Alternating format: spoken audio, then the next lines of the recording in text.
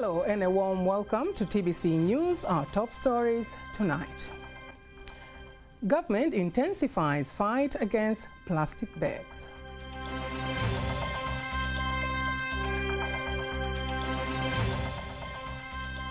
Tanzania and India explore more areas of cooperation.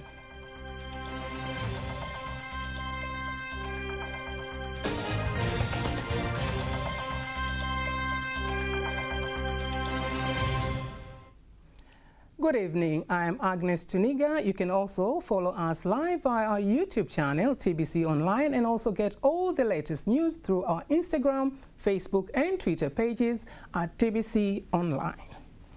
The Vice President, Dr. Philip Mpango, has instructed the National Environment Management Council, NEMC, Tanzania and all local governments in the country to administer bylaws to punish all those who continue to use and manufacture plastic bags. Dr. Mpango gave the instruction in Dodoma in an event to mark the World Environment Day, insisting that more than 10% of environmental pollution in the country comes from the use of plastic bags. Here is the report prepared by Kibasu Majere and read to you by Faida Ngaga. As the world marks World Environment Day, the Vice President, Dr. Philip Mpango, is leading a cleaning exercise at the Machinga Market Complex in Dodoma.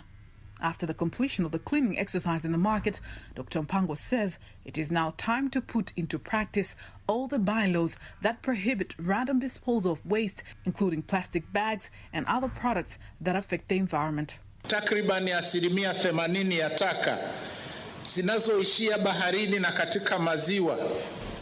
Approximately 8% of waste being disposed in the ocean and lakes pass through rivers and water sewages and through wind are plastic waste.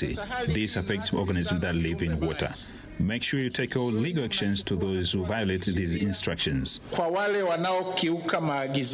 Then he reveals that he's not still satisfied with the maintenance of water sources in the country, including the Mzakwa water source in Dodoma. We haven't done enough efforts in this area. If we don't effectively implement these, we will face a problem of water shortage. The Minister of State, Vice President's Office, Union and Environment, Dr. Suleimani Jaffo, mentions some of the ongoing measures taken by the government to preserve the environment in the country, while the Deputy Minister of Agriculture, Anthony Mavunde, urges systematic waste management that can be turned into opportunities. The Uhuru Torch Race 2023 carried the environmental conservation slogan, and the young people you have chosen to execute this work are working hard to send a message about environmental conservation. Great work is being done, especially through the Soma na Mti campaign. Currently, we have formed a lot of groups. We are just asking for cooperation from the Vice President's office so that we can empower the citizens to change waste into wealth. Some of the traders at the market take advantage of the occasion effectively.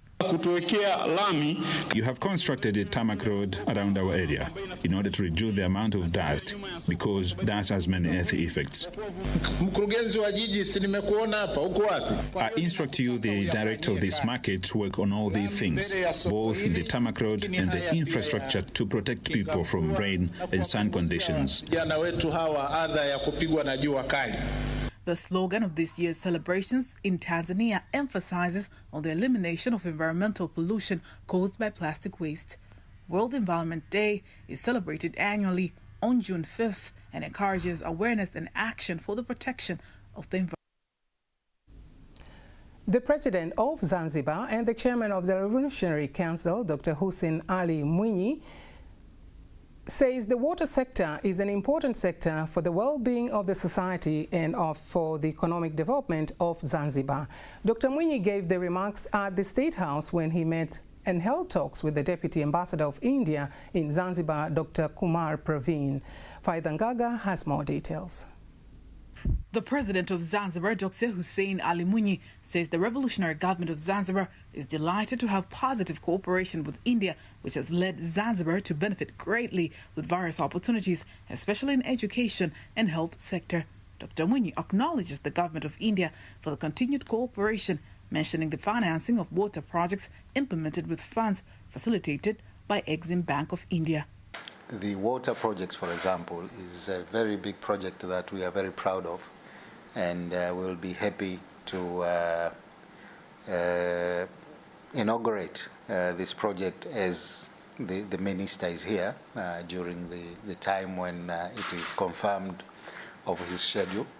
And I think the work being done there so far is quite impressive in a way that we are hoping that they will very soon be able to hand over the project in its totality.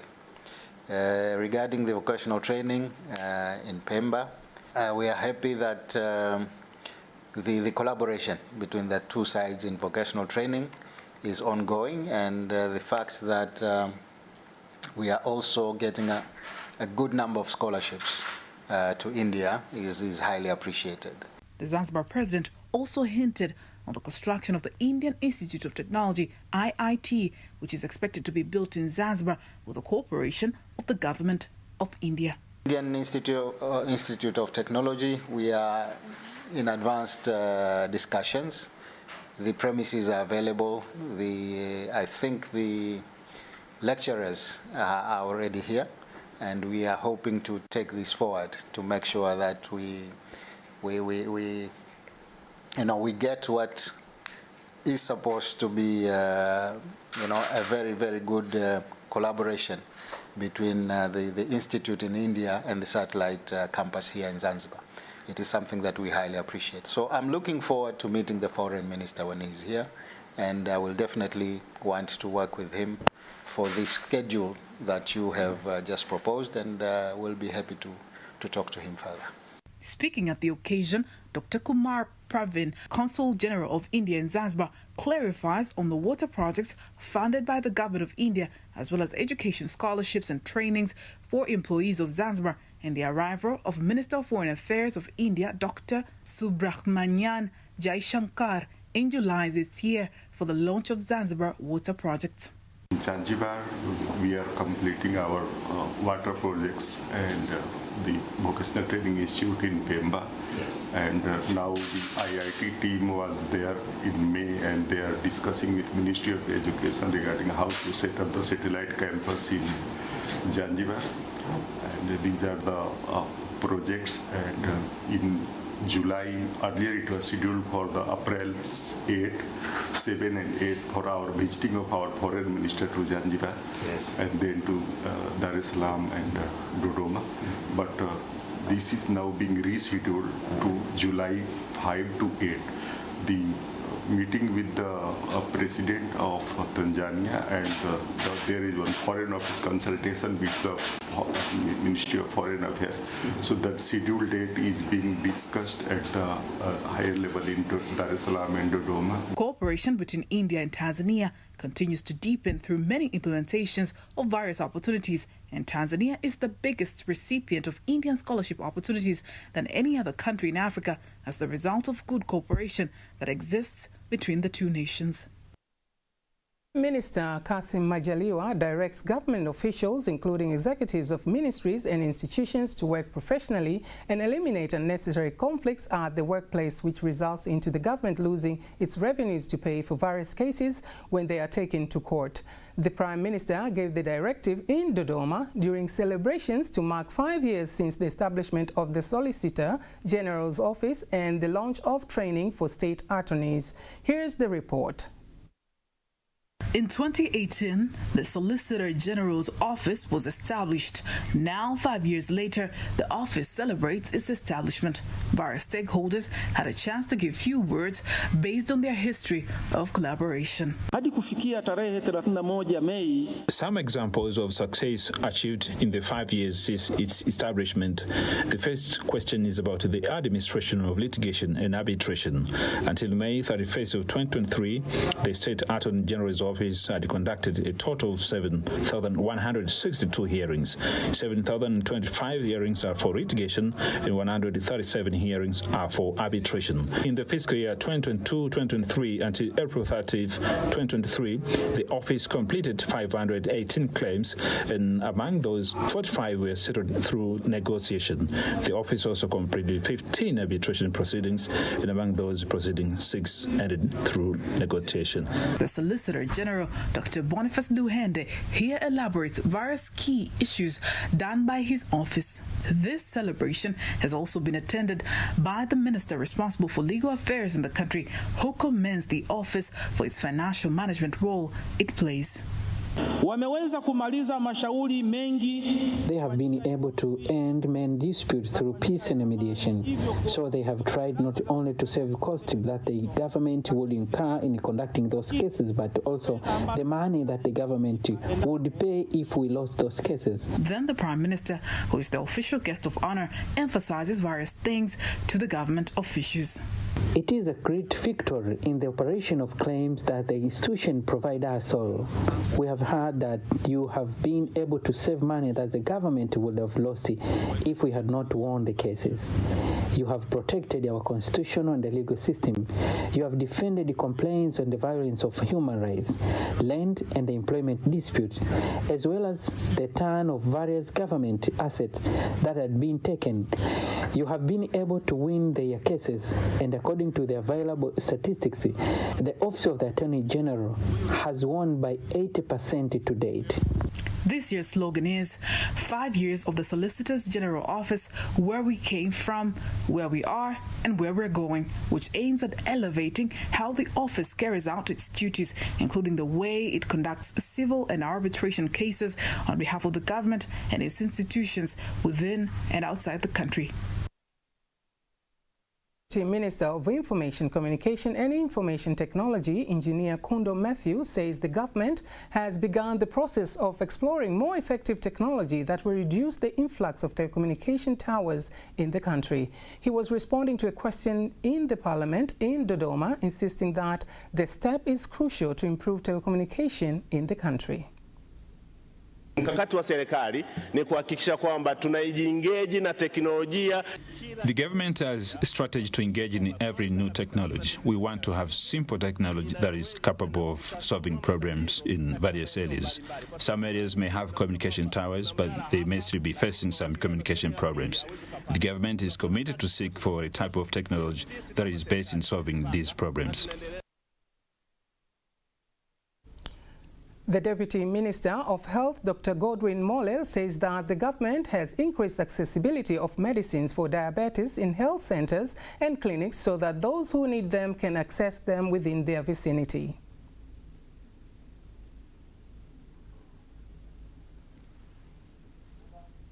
Tunajua mwaka huu kuna vifaa vingi sana vimenunuliwa na bado viko njiani vinakuja. We are aware that this year a lot of equipment have been bought and they're on the way, so they will be distributed to their respective areas. An area which had a lot of complaints, especially with regards to health centers and dispensaries, has been mentioned by the Member of Parliament. And we have increased the amount of medicines for diabetes and BP to make sure the problems that were happening in the past do not happen again.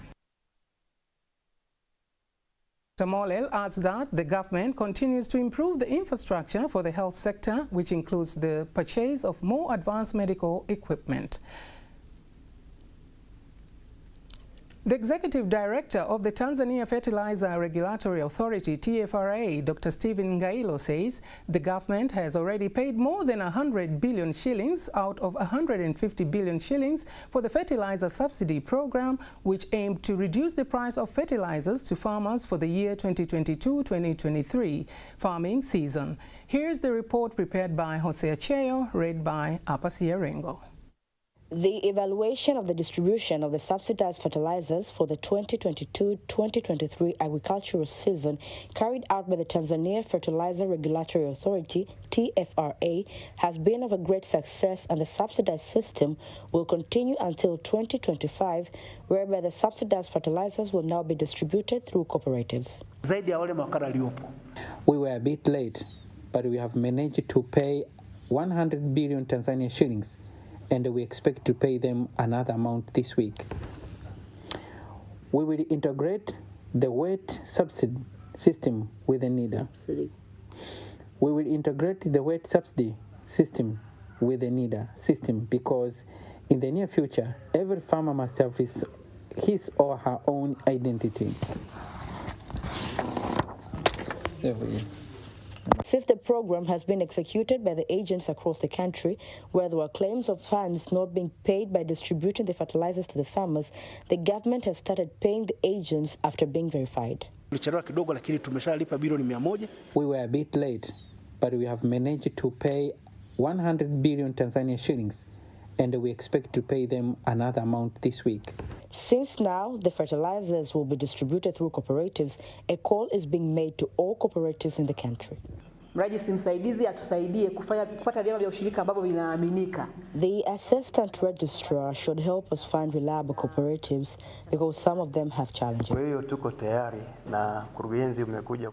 are ready, and the director is here on time. I think he will provide more methods on how we can fully participate in this exercise. We will integrate the wet subsidy system with the NIDA system because in the near future, every farmer must have his or her own identity.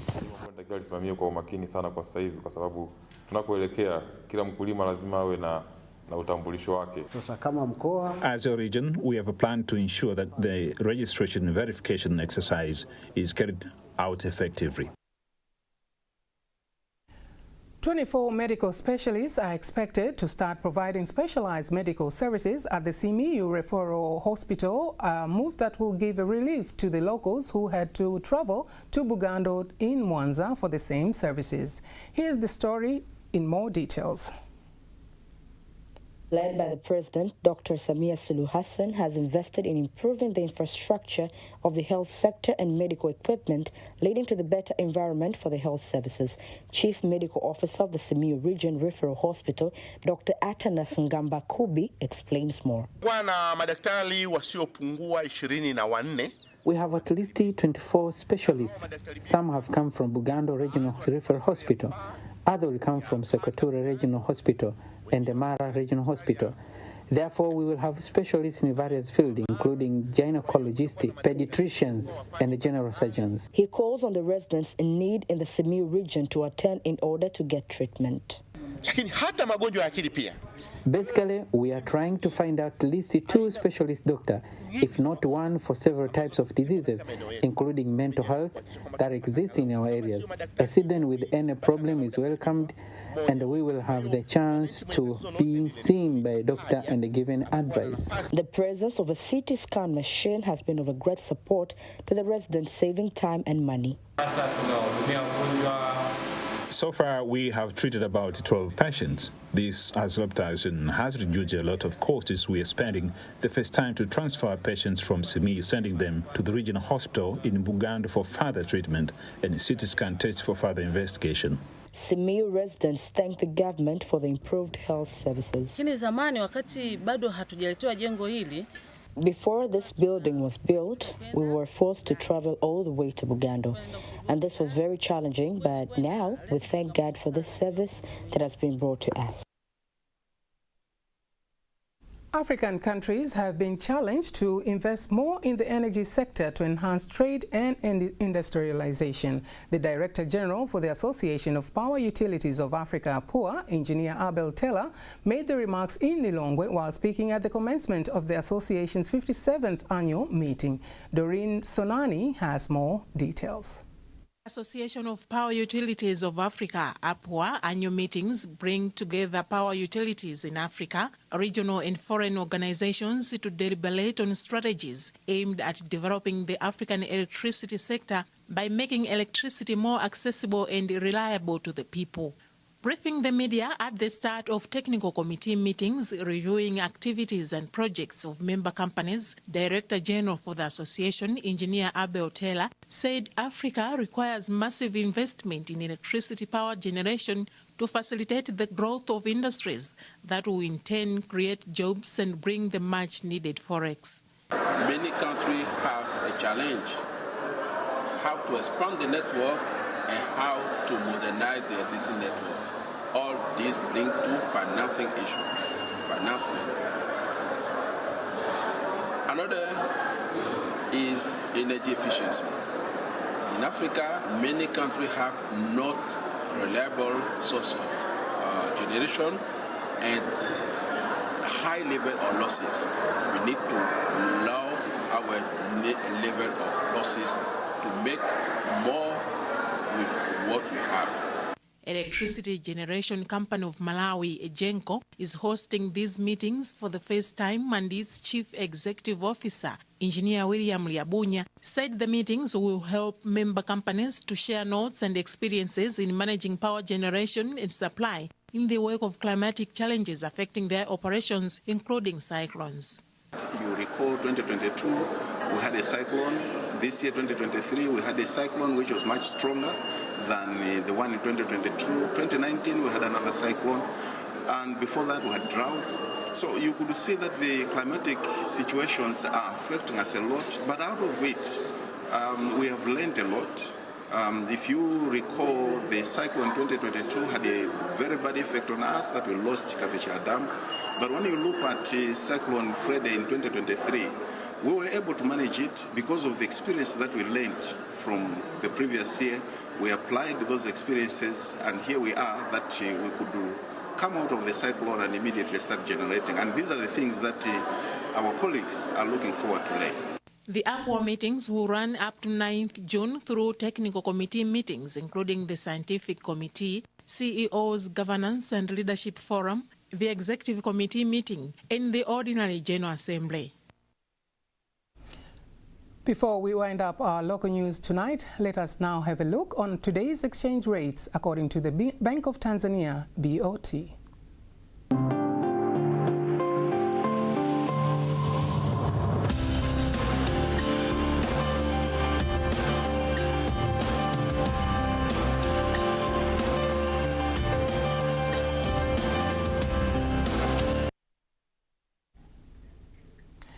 Dear viewers, do not miss TBC News every weekday to know all the latest in exchange rates. And now it's time for the latest in international news.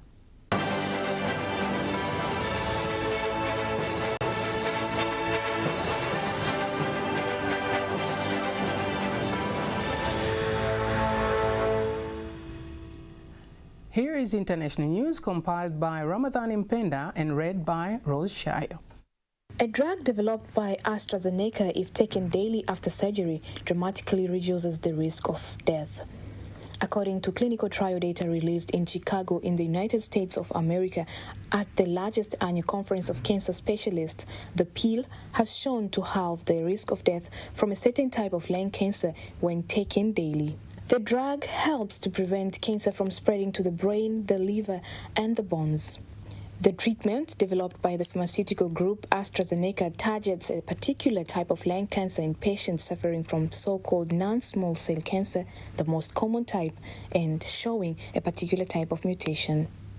Dr. Roy Herbst from Yale Cancer Center said the clinical trial involved 680 participants at an early stage of the disease in more than 20 countries. The results showed that taking the tablet resulted in 51% reduction in the risk of death for treated patients compared with the placebo. Lung cancer is the leading cause of most cancer deaths, with approximately 1.8 million fatalities every year worldwide.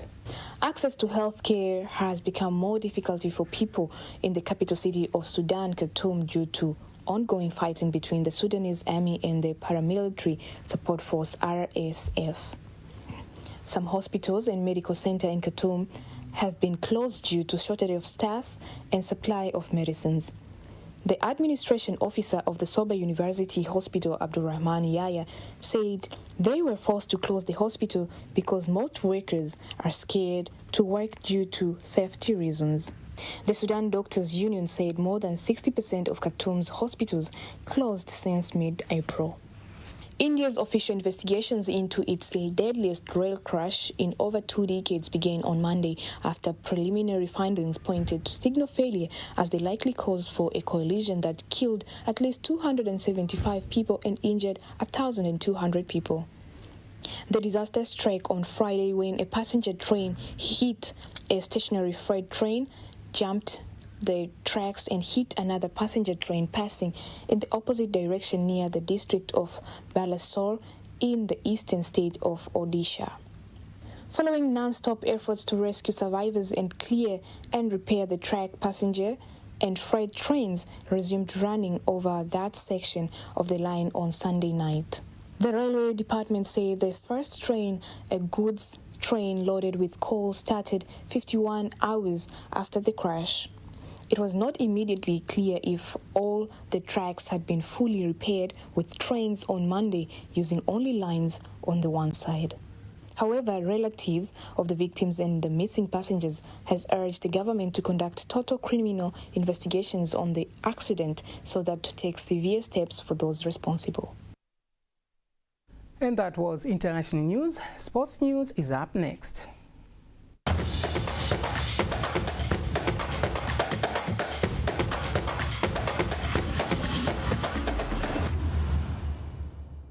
Sports news. President Dr. Samia Suluhu Hassan says the future is even brighter for Tanzanian football clubs and that they are at a better position to perform better in international competitions. She made the remarks while addressing players and management of Young Africans and other football fans at the State House in Dar es Salaam during an occasion to congratulate the team finishing second in the CAF Confederation Cup. Kufika kwa Yanga katika fainali za mashindano haya kumeiletea nchi yetu heshima kubwa na kuturejesha kwenye ramani ya kisoka. Yanga's achievements of participating in the finals has brought respect to our country, and it has put us in the soccer map. As I have reiterated several times, I want to restore respect to Tanzania, and I think in the sports arena we have done a great job. Nadhani tumefanya kazi kubwa na kazi nzuri, na Tanzania sasa imerudi kwenye ramani ya michezo. Yanga missed the CAF Confederation Cup title on their way goals rule despite securing a 1-0 victory over USM Alger of Algeria on Saturday night in Algiers. American Film Club facilitator True Hinds says Tanzania has made huge progress in filmmaking, and she urged artists in Tanzania to improve even more their skills in the industry in order to manage their work more professionally. Speaking to TBC News at Nafasi Art Space in Dar es Salaam, True Hinds commends Tanzanian artists for their strides made, leading to many of them win local and international awards. Lulua Mohammed reports. The film industry in Tanzania has created jobs for many young people, and over the years it has made many positive strides, leading some of the artists collaborate with international actors and actresses. Here at Nafasi Art Space, a film club facilitator, True Hinds, says Tanzania has made huge progress in filmmaking in East Africa, where some of the artists have won awards in international film awards. Film is very serious. For anyone who is actively pursuing a film career, what we do here at Nafasi Film Club is show the entire process of filmmaking from concept to creation. Film industry in Tanzania, I think there's plenty of room and opportunity for some sound growth and development. A lot more people are learning about the processes of filmmaking, kind of getting structured together to make sure that fair labor and fair pay is applied and implemented. So I think it's good right now. There's a lot of creatives, here coming out with some really great projects, and I'm looking forward to it growing and developing to the key film industry in East Africa. I think Tanzania to the world, it's really going to take shape. Some curators ask artists to find professional managers who will fully manage their works to meet international standards, while Simon Sogodi, who is the coordinator, says they train the students practically. You can see the artists are producing, but still they are suffering to get marketing, to get exposure. So this course that we've learned, we can do a lot of support for them. We need them, and they need us as a curator and artist. Thank you. A lot of people do the art management locally, But if they look hard enough, they may find different opportunities to be able to do that professionally. So how can one do it? Go out there. No one can do it for you. The opportunities are not going to follow you. You have to make it your everyday job to just go and seek for those opportunities. We equip students, when I say students, I mean artists, curators, and arts managers in skills-based, so that they can be very well in international and local markets. Reporting from Dar es Salaam, Lulua Muhammad, TBC News. That was sports news, and now for the weather update. Welcome to the next 24 hours with the forecast from Tanzania Meteorological Authority. My name is Margaret Masawe. Wind is expected to flow at the speed of 30 kilometers per hour over the entire coast in Lake Nyasa and 20 kilometers per hour over Lake Victoria and Lake Tanganyika. The state of the sea is expected to be moderate. Rainfall signals are still seen in few areas of the country, especially over northeastern highlands toward the northern coast of the country. And tonight we expect a partly cloudy condition and rain showers over northern coast, including Morogoro, and partly cloudy condition, light rain showers over northeastern highlands. The rest parts of the country are expected to feature partly cloudy condition. Tomorrow it is our expectation that Kagera is expected to feature partly cloudy condition, thunder showers over a few areas. Northeastern highland is expected to feature cloudy condition, rain showers over a few areas. And the northern coast in northern Morogoro are expected to feature partly cloudy condition, rain showers over a few areas and the sun periods. Southern coast, southern Morogoro, Ruvuma and Njombe are expected to feature partly cloudy condition, light rain showers over a few areas and the sun periods. The rest parts of the country are expected to feature partly cloudy condition and the longer sun periods. Now let us see the next 4 days with the forecast for some regions of the country.